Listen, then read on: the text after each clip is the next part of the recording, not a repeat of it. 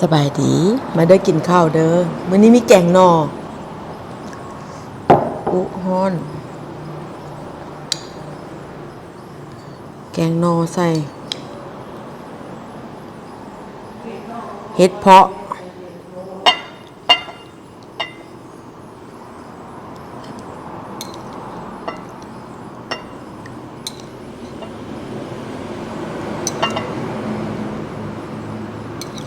แกงหน่อใส่เห็ดเพาะแซ่บๆ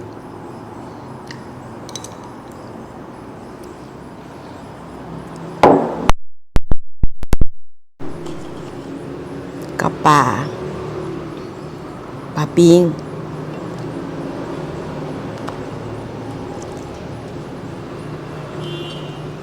กับนกเนาะนกน้อยมาเรื่องหิวข้าวผู้ใดได้หยังกินคอมเมนต์บอกเด้อ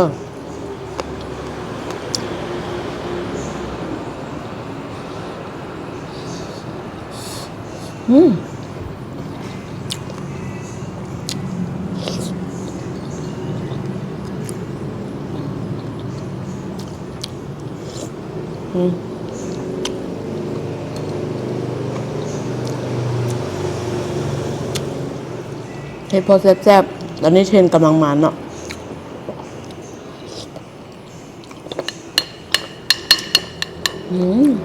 กรุบพอดีกินบ่แก่บ่อ่อน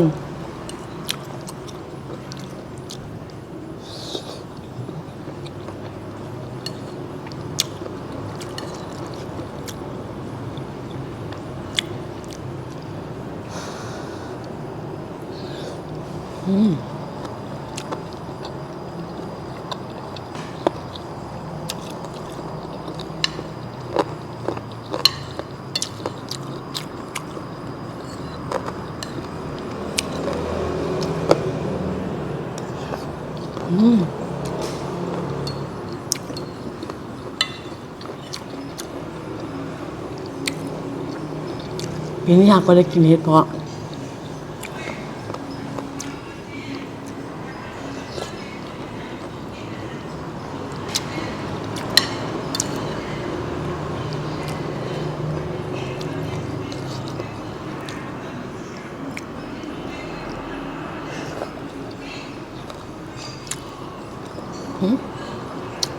ปลาแห้ง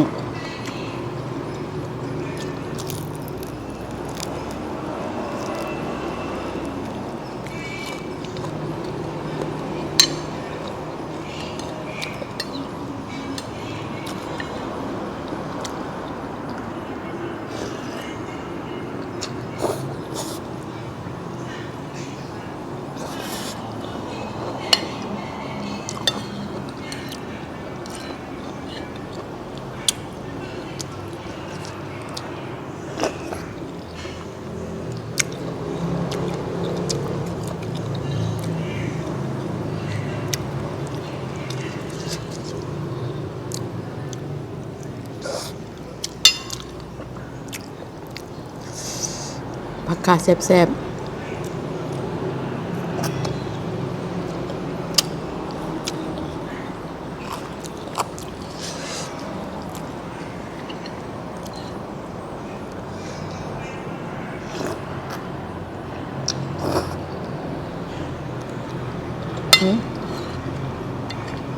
เห็ดเพาะ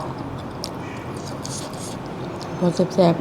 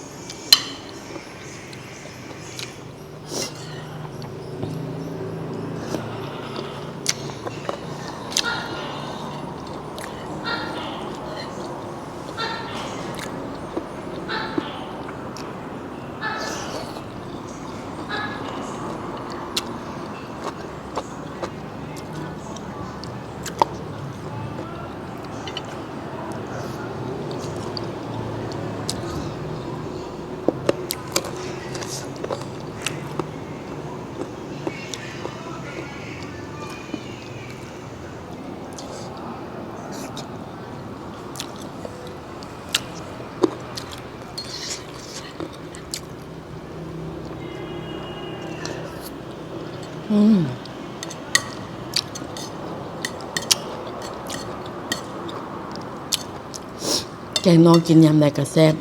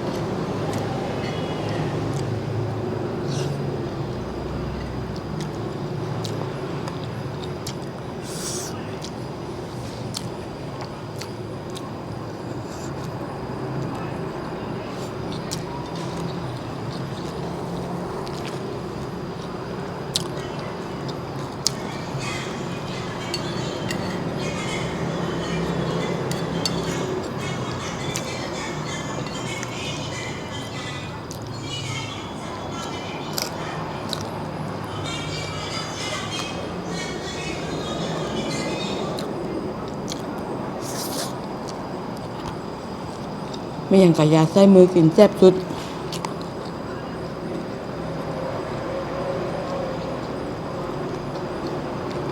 ฟิงเกอร์ฟู้ด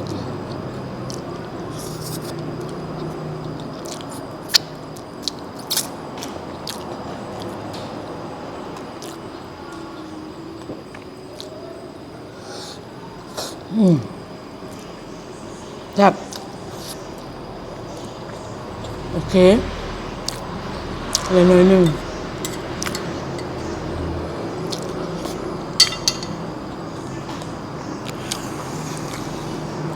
เอาไม่นี่กะ